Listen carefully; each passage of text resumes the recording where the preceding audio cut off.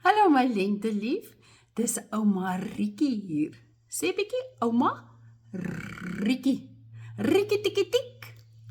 Ouma verlang baie na jou, maar ouma het 'n slim plan gekry. Ek gaan vir jou stories lees en dan moet mamma en pappa dit vir jou speel. Dan gaan jy mos nie vir ouma vergeet nie, nê? Voordat ouma vandag dorp toe gaan ouma vir jou die storie lees van die klein pikkewyn. Kyk sy oogies. Kom ouma maak die boekie oop.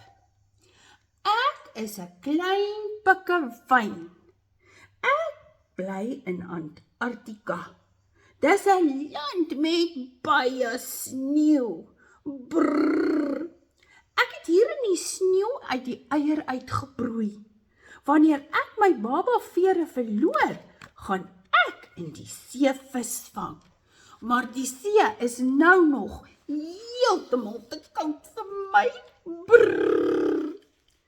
As die koue winde waai, kruip ek styf onder my mamma se vlerk in. In die middel van 'n groep pikkewyne is dit heerlik warm en sommer baie pret. My mamma en pappa vang vis in die see en bring dit dan huis toe vir my om te eet. Soms bly hulle baie lank weg en dan word ek rasend van die honger. Wanneer dit mooi weer is, hou ek daarvan om op en af te waggel. Soms struikel ek, omdat my flippers oor mekaar trap en dan val ek in die sneeu.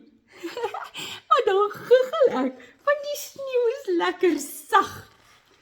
Ek hou daarvan om 'n klein pikkewyntjie te wees, wat saam met my mamma en pappa in die sneeu bly.